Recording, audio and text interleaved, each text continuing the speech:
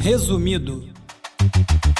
Olá, eu sou o Bruno Natal, hoje é dia 26 de dezembro e no resumido número 244, as questões urgentes do direito eleitoral e da desinformação na internet, os desafios das eleições de 2024 e muitos outros assuntos em uma conversa com a advogada e pesquisadora Camila Suzuki. Vamos nessa, resumido!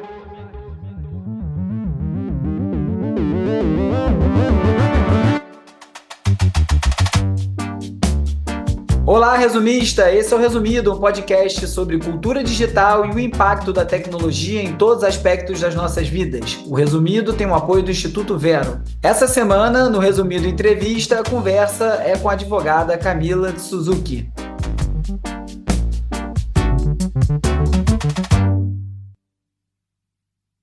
Oi, Camila, tudo bom? Oi, Bruno, tudo bem? Prazer estar aqui, um prazer te conhecer. Muito obrigada pelo convite. Eu que agradeço a sua disponibilidade para trazer ensinamentos aqui para a gente. Então, antes de mais nada, deixa eu te apresentar. Vou ler aqui a bio que eu escrevi, porque ela é graúda, não deu para decorar isso tudo. A Camila é coordenadora de operações do Instituto Vero, mestranda em Direito e Direito Político e Econômico pela Mackenzie, pós-graduada em Direito Eleitoral pelo IDDE e graduada em Administração de Empresas pela IASP-FGV. Ela é integrante do Grupo de Trabalho sobre Responsabilidades de Intermediários da Internet Society Brasil, é pesquisadora do Laboratório de Direito Digital e Democracia e estuda o discurso nas redes, em especial o discurso de ódio e desinformação, esse tema tão recorrente aqui no Resumido, e o impacto dele nas relações com a sociedade. Tudo certo, Camila? Era isso?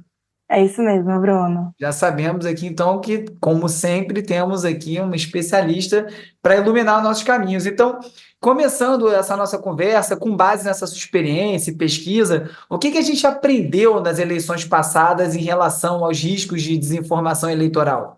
Assim, existem muitos estudiosos, muitos pesquisadores que falam sobre isso, que estudam esse tema, mas para a nossa conversa eu queria trazer um conceito proposto pelo professor Diogo Reis, que olha para a desinformação sob um ponto de vista do ordenamento jurídico brasileiro.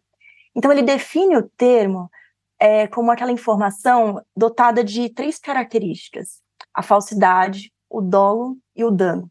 Ou seja, é aquela informação que ela é falsa e ela é criada ou distribuída por um sujeito que tem essa vontade de enganar alguém, visando provocar um dano que pode ser efetivo ou potencial. E daí, quando a gente fala de desinformação eleitoral, a gente estaria falando daquela desinformação que tem como objetivo enganar o eleitor. E daí, ou então, macular, né, de uma certa forma, a decisão de voto desse eleitor, sabe? Beneficiando um candidato em detrimento do outro ou prejudicando de alguma forma o processo e a integridade do processo eleitoral.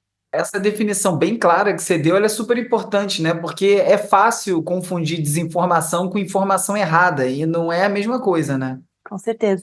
Acho que é bem importante a gente ter esse ingrediente, né, da intencionalidade, de você auferir de alguma forma um benefício, né, com aquela mentira, uma vantagem política, uma vantagem econômica, ela faz toda a diferença, né, para diferenciar um jornalista, por exemplo, que comete um erro, enfim, depois, com todos os processos editoriais, depois faz a correção, ou, por exemplo, sei lá, o meu vizinho e etc., que passa uma informação errada sem a intenção de prejudicar alguém. Então, isso isola um pouco o problema, né, e delimita melhor sobre o que a gente está falando quando a gente está olhando para esse fenômeno, né, em especial durante o contexto eleitoral. E daí, é um fenômeno que a gente tem visto, né, desde 2016 e com muito mais intensidade nas eleições de 2018 e 2022. E daí você falou um pouquinho sobre riscos, né, dessa desinformação. E aprendizados, né? O que a gente aprendeu com esses anos aí que você já mencionou, com essa experiência que a gente teve, porque a gente vai entrar nesse assunto, ano que vem promete, mas esses aprendizados, né? Eu acho que, assim, é um fenômeno que ele está conectado e associado, assim, com muitos outros. Por exemplo, a polarização política, o aumento do discurso de ódio, né? O Instituto, por exemplo, o SaferNet, que monitora as denúncias sobre violação de direitos humanos na internet, nota consistentemente que em anos eleitorais a gente tem um aumento expressivo de denúncias de discurso de ódio. E daí a gente está falando, de fato, de conteúdos que discriminam ou prejudicam uma pessoa por conta de uma característica que é dela, uma característica como cor, raça, enfim, local de origem, né? O caso da xenofobia, do racismo, enfim. Isso tem, desculpa interromper, mas isso tem razão, origem numa intenção, isso é direcionado, ou esse ambiente eleitoral inflama as pessoas de forma que isso fica mais presente? Qual é o caso? Assim, depende do caso, eu acho que existem as duas hipóteses possíveis, né? Por exemplo, nas eleições, há algum tempo, nas eleições que a gente teve da disputa entre a Dilma e o Aécio Neves, a gente viu um caso muito específico de xenofobia, em especial contra nordestinos, por uma disputa política, né? Porque, em geral, o Nordeste apoiava a Dilma e tudo mais. Então, existem várias formas em que isso pode tomar forma, sabe? Talvez um risco que a gente viu de forma muito expressiva em 2022 foi a incitação à violência e a violência de fato, né? Então, eu acho que os episódios, né, que seguiram as eleições, o fim das eleições de 2022, eles mostram o quanto os ânimos estavam exaltados, o quanto a eleição, né, que é esse processo pelo qual a gente faz essa transmissão pacífica de poder, então a gente tirou todo um processo para que a gente pudesse transmitir o poder de uma pessoa para outra de uma forma pacífica, sem usar a violência, mas usando, ao invés disso, a competição por votos, né? E daí o que a gente viu seguindo o fim dessa eleição foi, talvez, assim, uma insatisfação e uma desconfiança, né, em relação ao sistema eleitoral, às instituições democráticas. Então, eu acho que as eleições de 2022 foram uma grande lição, assim, para a sociedade brasileira, de que, de fato, a gente precisa construir a democracia no dia a dia, sabe? E que uma batalha, precisa ser uma batalha e um compromisso, assim, empreendida por vários sujeitos e vários atores da sociedade. Mas essas lições foram dadas, né? Mas elas foram aprendidas. Que aprendizado que ficou para agora? Ano que vem, ano eleitoral de novo, né? Parece que cada vez vai entrando novos itens nessa conta. Ano que vem a gente vai ser inteligência artificial um grande problema aí a ser enfrentado. Esse aprendizado, você acha que foram absorvidos dessas lições aí? Vieram os aprendizados? Eu acho que não, eu acho que a gente vai ter de construir, e eu acho que assim, é uma longa jornada, mas a gente está no caminho certo, sabe? Acho que a gente, assim, os episódios da invasão em 8 de janeiro, eles demonstraram a importância da gente construir a confiança no processo eleitoral, nas instituições democráticas, na imprensa, e daí isso quer dizer trabalhar com muito mais intensidade iniciativas de educação midiática, de verificação de fatos. Então a gente sai com essa tarefa de 2022 de reconstruir essas pontes de diálogo, sabe, na sociedade. Eu acho que foi um claro exemplo de que a polarização política é um problema que a gente ainda precisa lidar e que provavelmente vai persistir pelas próximas eleições. E sobre lidar com esses problemas do ponto de vista do direito eleitoral, já está havendo uma adaptação a essa realidade de internet, de redes sociais, assim, que seria, quais seriam as principais mudanças, ajustes que precisam ser feitos para isso funcionar melhor? O direito eleitoral, ele tem uma conexão muito legal com a tecnologia, desde sempre, sabe? Eu acho que e vários exemplos, por exemplo, a introdução das urnas eletrônicas na década de 90, o uso da biometria para a identificação do eleitor, e depois, quando as campanhas eleitorais elas vieram para a internet, a legislação eleitoral ela regulou como isso acontecer. Então, se você se debruçar sobre a legislação eleitoral, você vai ver uma série de dispositivos estabelecendo como pode ser feita a propaganda eleitoral na internet, quem pode, com que dinheiro você pode fazer, em que período. Eu acho que tem uma série de mecanismos para poder fazer isso. E assim, eu concordo muito contigo. Eu acho que, conforme a tecnologia vai avançando, né, vão emergindo novos desafios. Com certeza, a inteligência artificial vai ser uma delas. Então, a gente vai ter que... e, na verdade, assim, a justiça eleitoral, né, ela vai ter essa tarefa de casa de ver como é que a gente vai regular a utilização da inteligência artificial nas campanhas eleitorais, em especial diante da desinformação, né? A gente tem visto o quanto a inteligência artificial tem se tornado mais acessível, mais barata, e, assim, muito difícil de distinguir, né? Se você olhar um conteúdo gerado por inteligência artificial, muitas vezes a gente não consegue distinguir esse conteúdo de um conteúdo gerado normalmente. Então, a gente vai precisar trabalhar, né, em especial a Justiça Eleitoral, trabalhar como regular a utilização da inteligência artificial e capacitar, em especial, os corpos técnicos para poder lidar com a desinformação que pode vir proveniente do uso dessa tecnologia de forma indevida. E, de certa forma, eu posso estar falando uma besteira aqui, então não tome como um demérito, porque não é a minha intenção, mas de certa forma, desenhar essas leis é quase que a parte mais fácil, né? Desenhar, pensar o que precisa ser feito, mas você garantir a conformidade disso, que as pessoas vão obedecer, que os atores vão obedecer, isso vai ser monitorado, isso me parece um desafio que acaba sendo maior até, porque aí uma coisa é um grupo de pessoas, de especialistas, de estudiosos definirem esses parâmetros, e que não é fácil, eu falei, não quis dizer que era fácil, eu quis dizer que isso é mais controlado, vamos dizer uma palavra mais melhor. É mais controlado o ambiente para chegar nessas soluções, mas implementá-las para mim sempre parece a parte mais difícil, porque aí começa a entrar muita discussão cruzada em cima, né? Normalmente aparece liberdade de expressão como uma coisa um véu em cima disso tudo, meio que tenta proteger qualquer discurso, como se fosse uma garantia a partir daí, e nem sempre é assim, né? Como é que faz qual a estratégia que pode ser aplicada para garantir isso? A Justiça Eleitoral aprendeu muito com esse processo, sabe? Desde 2018, que eu acho que ela foi uma das grandes vítimas, assim, da desinformação, né? A própria Justiça Eleitoral, o próprio processo. Eu acho que eles aprenderam muito nesse processo e têm sido muito diligentes em construir uma estratégia que seja efetiva. E daí eu ressaltaria, por exemplo, o Programa Permanente de Combate à Desinformação, que foi desenvolvido na época ainda da ministra Rosa Weber, né?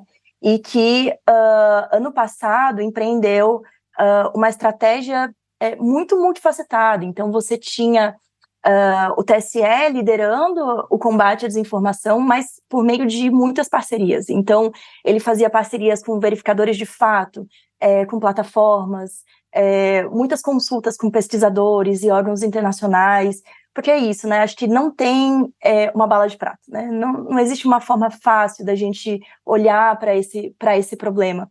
Mas, assim, você precisa de um compromisso, de fato, assumido por atores diferentes para que cada um deles vá tratando de um pedaço do problema.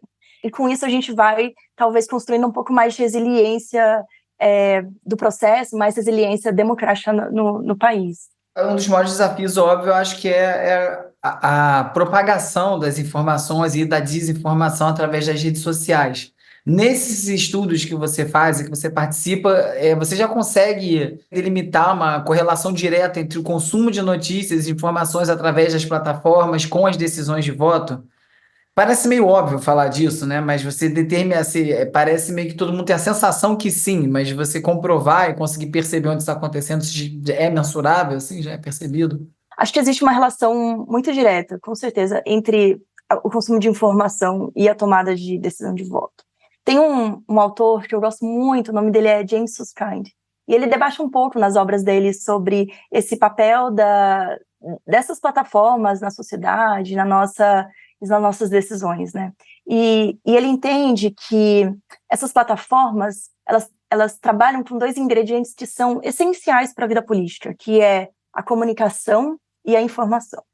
E eu acho que é isso, né? A gente toma as nossas decisões com base nas informações que a gente tem, que a gente está exposto. E, assim, as pesquisas mostram que os brasileiros são enfim, um dos países que mais está na internet diariamente, algo em torno de 9 horas e 40 por dia. É tempo pra caramba. É muito acima da média mundial, que está em torno de 6 horas e pouquinho. E desse tempo, uma quantidade enorme do tempo é despendida com duas coisas: mensageria e redes sociais.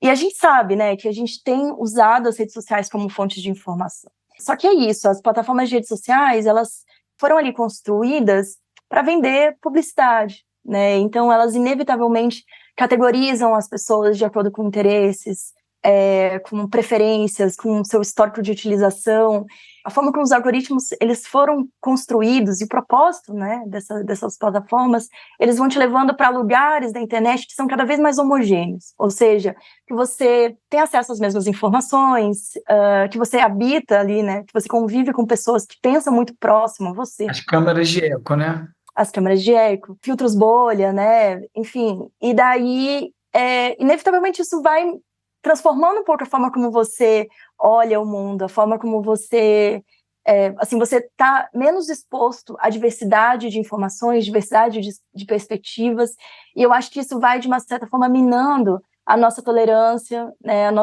enfim, fechando um pouco o nosso prisma em relação às várias perspectivas que existem a respeito de algumas coisas que são importantes para a gente.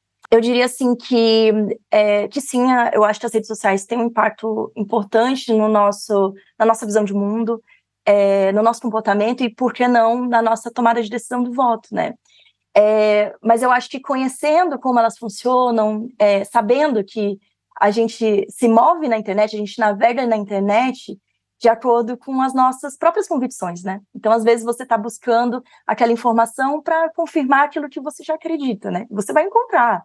Com certeza. Se você procurar para confirmar seu ponto de vista, você vai ter lá um grande texto justificando e confirmando tudo, né? Pois é. E daí eu acho que o que a gente precisa é um pouco disso, assim, um pouco dessa perspectiva de como funciona a navegação na internet, né? E por que é importante a gente procurar outros pontos de vista, outras perspectivas. Então, eu acho que tem uma parte muito importante. Eu acho que essas plataformas, elas têm um papel muito importante na sociedade, com certeza. Eles dão visibilidade para, sei lá, para jornalistas locais, jornalistas comunitários, né, garantem que essas mensagens elas cheguem para outras pessoas, mas a gente também precisa estar consciente do que a gente precisa para saber navegar com segurança, com consciência ali dentro, né? E quando a gente fala especificamente de regular o conteúdo, por conta dessa quantidade de conteúdo, né, de desinformação, conteúdo falso e conteúdos nocivos que circulam, como é que equilibra a questão né, a liberdade de expressão mesmo, especialmente quando a gente está falando em período eleitoral, onde, cara, eu quero dar minha opinião, quero dar minha visão, o que pode, o que não pode. Como é que tá sendo lidada essa questão da eleição passada para cá? Tem alguma novidade para o ano que vem? Como é que isso está delimitado hoje? Eu acho que garantir esse equilíbrio, né, entre regular conteúdo é um grande desafio, né? No final do dia, a gente está falando de um debate que é lendário, que é os limites da liberdade de expressão, né? É uma coisa que a gente vem debatendo desde que a sociedade existe, praticamente, né? E, enfim, eu acho que não existe a gente ainda não tem uma resposta para isso, né? Eu acho que no mundo inteiro a gente está pensando em formas de equilibrar, regular o conteúdo online, o que está ali, preservar a liberdade de expressão, garantir a privacidade das pessoas. Quer dizer, é muita coisa, né, para a gente conseguir fazer. Então, assim, provavelmente o que eu posso te oferecer é muito mais perguntas do que respostas, mas eu diria assim que existe um pedaço, assim, dos conteúdos que circulam nas redes que a gente tem um certo consenso de que a gente precisa evitar. Por exemplo, conteúdo sexual infantil, violência explícita. E o grande problema, na verdade, são aqueles conteúdos que estão naquela zona cinzenta, sabe? Que a gente não sabe exatamente como lidar com elas. Um exemplo muito legal que eu gosto de dar há alguns anos atrás, as pessoas estavam sendo agredidas na Avenida Paulista com lâmpadas fluorescentes. Eu não sei se Eu você lembro lembra disso, desse episódio. sim. Isso. Vítimas de homofobia. E daí, na época, nas redes sociais, começaram a sair um monte de postagens com lâmpadas. Eram pessoas apoiando os atos que haviam sido realizados. O contexto é muito difícil, porque é isso, é uma foto de uma lâmpada. Pô, mas o que isso é? É o copo de leite, são os assovios de cachorro, né? Dog whistle, que chamam.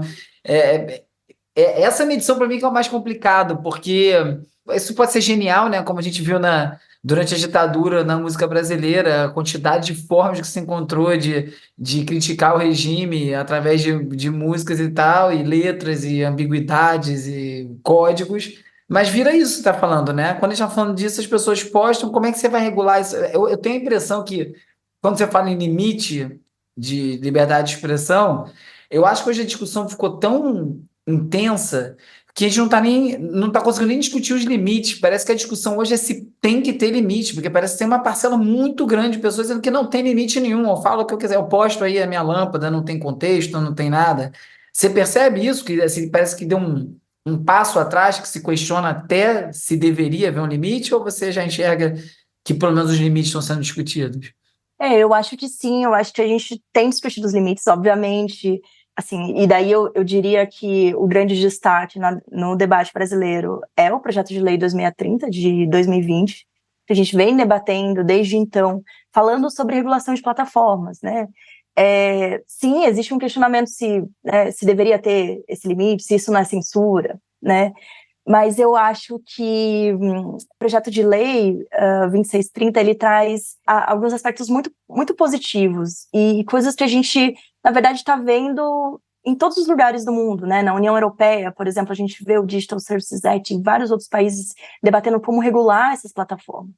Eu acho que o projeto de lei, ele mostra, o 2630, ele mostra, talvez como um grande destaque, essas obrigações em relação à transparência dessas plataformas. Então, eu acho que a gente precisa compreender melhor como que esses fenômenos acontecem nas redes, né? E, para isso, transparência é fundamental. A gente precisa entender melhor como são feitas as moderações de conteúdo, que tipo de anúncio, quais são os, né? Como é que a gente olha para anúncios, para publicidade ali dentro das redes, como que isso influencia as pessoas, né? Eu acho que é um passo muito importante para a gente conseguir olhar para o problema, né, desses conteúdos prejudiciais nas redes de uma forma mais objetiva e que possa preservar, realmente, assim, assegurar a liberdade de expressão das pessoas e ao mesmo tempo, garantir a segurança e a nossa privacidade. Eu acho que sempre que a gente não tem normas, a gente está sujeito à arbitrariedade.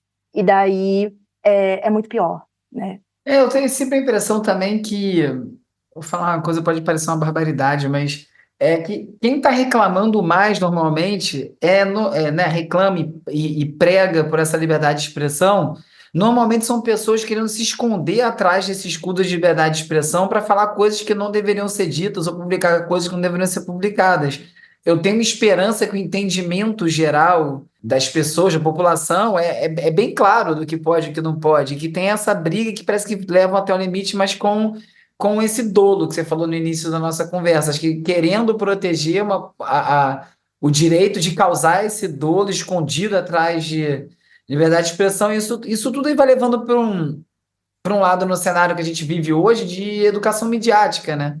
Que é isso, né? A gente sempre vai dar uma volta inteira para acabar em educação.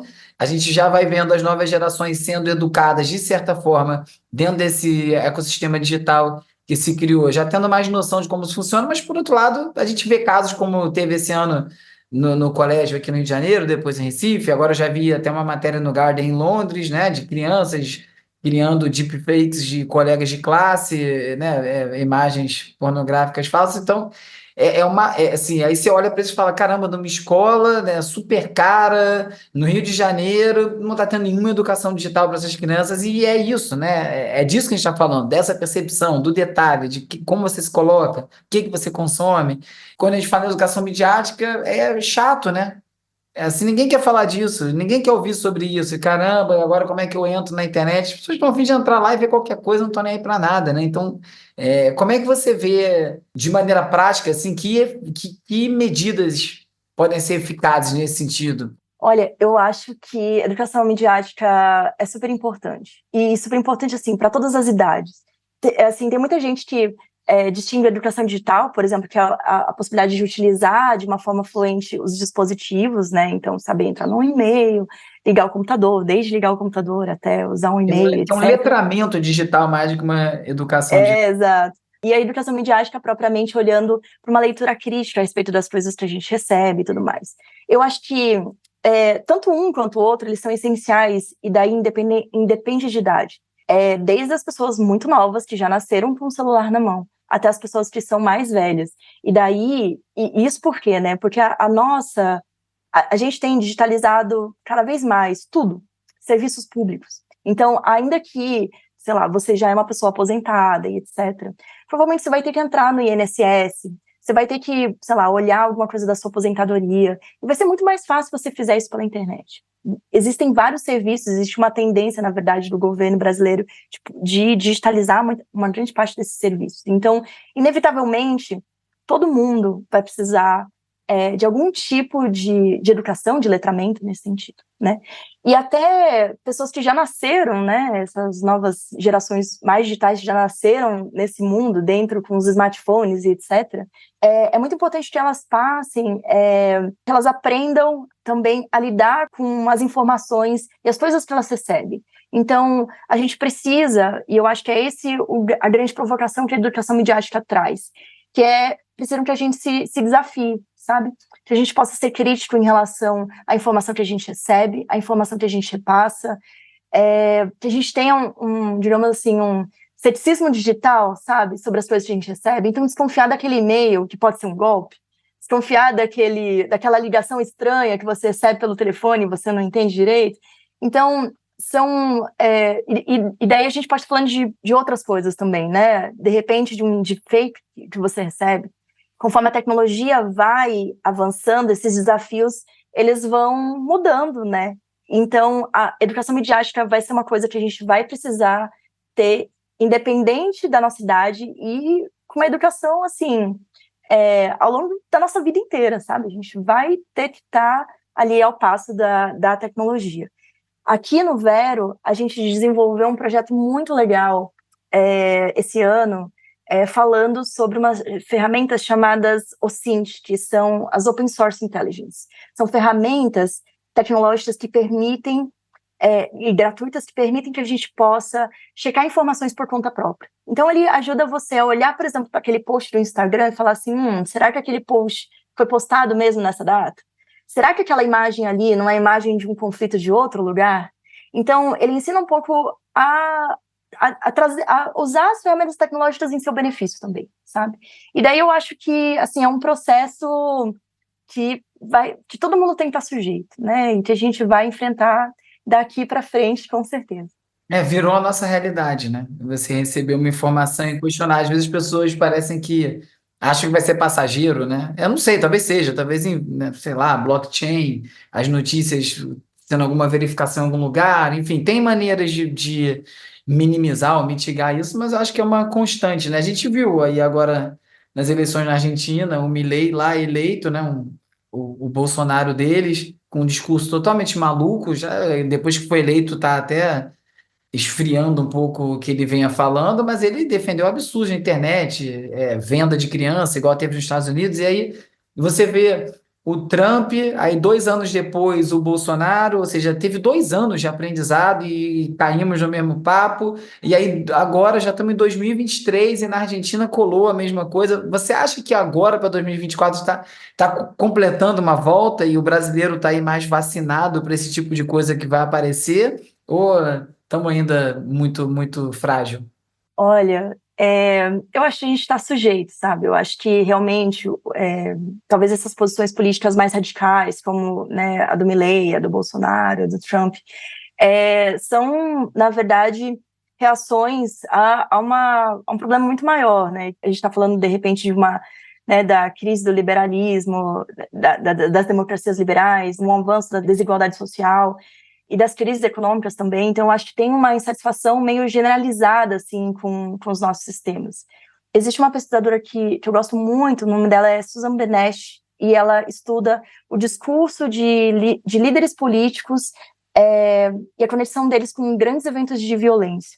E uma coisa que ela fala é que nesses episódios de violência, embora uma parcela pequena da população seja responsável por cometer esses atos, a esfera social deles, então amigos, familiares, professores, em geral, tolera e até encoraja esses atos. Isso quer dizer que a gente ainda precisa trabalhar o diálogo dentro da sociedade brasileira. A gente precisa realmente de um acordo social sobre como a gente vai sustentar o nosso sistema, né? E isso passa enfim, por fortalecer instituições, por fortalecer a imprensa, por incentivar o jornalismo local, o jornalismo comunitário, por uma educação midiática, uma educação olhando para a cidadania.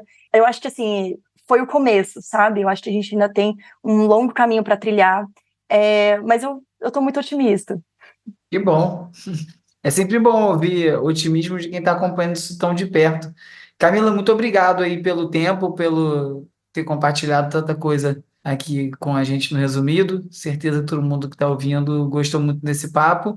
Vamos ver se a gente marca uma outra conversa passadas as eleições para saber como que tudo se passou, né? É verdade, Bruno.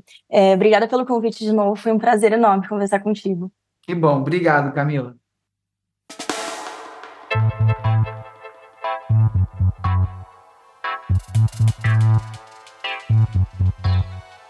Essa temporada do Resumido Entrevista foi produzida pelo Instituto Vero, que também apoia esse podcast. O Resumido é escrito e produzido por mim, Bruno Natal, com Agenor Neto. A edição e mixagem é feita pelo Hugo Rocha e o vídeo é editado pelo Peri Selmanman. As redes sociais são editadas pelo Lucas Vasconcelos, com arte do Thiago Duarte. A foto da capa é do Jorge Bispo e o tema original foi composto pelo Gustavo Silveira. Eu sou o Bruno Natal, obrigado pela audiência. Semana que vem tem mais Resumido. Esse podcast é apoiado pelo Instituto Vero. Resumido.